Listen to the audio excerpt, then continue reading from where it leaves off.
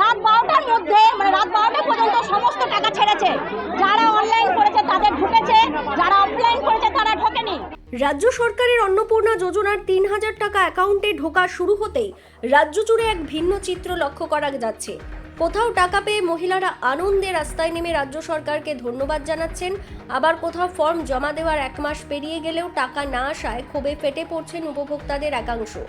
গত 1 জুলাই রাজ্য সরকারের তরফ থেকে প্রায় 1,20,00,000 মহিলার অ্যাকাউন্টে এই যোজনার টাকা পাঠানোর প্রক্রিয়া শুরু হয়ে টাকা আসতেই রাজ্যের বিভিন্ন প্রান্তে রাজ্য সরকারকে ধন্যবাদ জানিয়ে মহিলাদের বিশাল মিছিল বের করতে দেখা যায়। এই ধন্যবাদ মিছিলে পা মেলানো মহিলাদের দাবি, মুখ্যমন্ত্রী শুভেন্দু অধিকারী যে প্রতিশ্রুতি দিয়েছিলেন তা অক্ষরে অক্ষরে পালন করেছেন, আর সেই কারণেই কৃতজ্ঞতা প্রকাশ।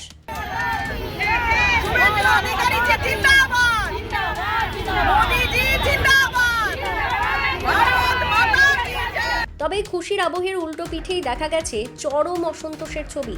বীরভূম থেকে শুরু করে কোচবিহার, রাজ্যের একাধিক জেলায় টাকা না পেয়ে রীতিমতো বিক্ষোভে সামিল হয়েছেন বহু মহিলা। তাদের অভিযোগ, সমস্ত রকম যোগ্যতা থাকা সত্ত্বেও 1 মাস আগে জমা দেওয়া ফর্মের ভিত্তিতে এখনো তাদের অ্যাকাউন্টে টাকা ঢোকেনি।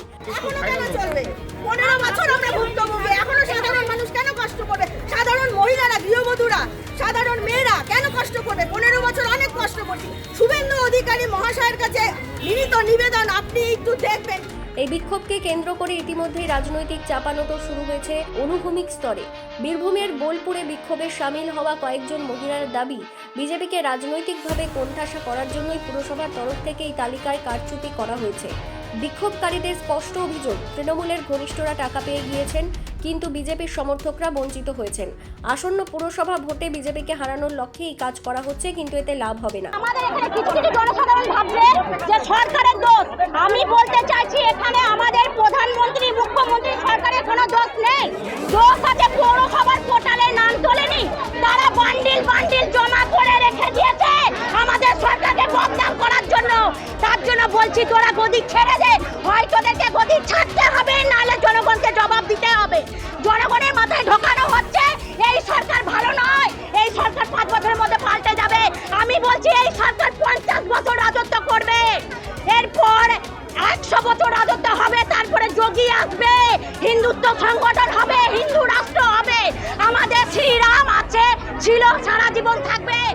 একদিকে যখন বড় অংশের মহিলারা এই প্রকল্পের সুবিধা পেয়ে স্বস্তিতে, তখন অন্যদিকে বঞ্চনার অভিযোগে ওঠাই বিক্ষোভ ও রাজনৈতিক তরজা। আগামী দিনে কোন মোড় নেয় এখন সেটাই দেখার। 1 মাস আগে 4 তারিখ, অর্থাৎ আমাদের যেটা মুখ্যমন্ত্রী শুভেন্দু অধিকারী আমাদেরকে জানিয়েছিলেন যে সমস্ত যারা আমরা খেটে খাওয়া মানুষ আর কি, যারা আমরা আছি, আমরা যারা সাধারণ মানে গৃহবধূ মহিলা, তারা আমরা ন্যায্য 3,000 টাকা করে অন্নপূর্ণা ভাণ্ডার পাবো। কিন্তু আমরা এই রোদে দীর্ঘ লাইন দিয়ে আমরা ফর্মটাকে ফিল আপ করলাম, জমা দিলাম, অথচ আজকে 1 মাস হয়ে গেছে। যারা আর কি মানে যাদের আর কি অন্নপূর্ণা ভাণ্ডার যাদের ক্রাইটেরিয়ার মধ্যে নেই, তারা টাকা পেয়ে গেছে, অথচ আমরা সাধারণ মানুষ হয়রানির শিকার হচ্ছি। এর দাবিতেই আমরা এসডি অফিসে মূলত এসেছি।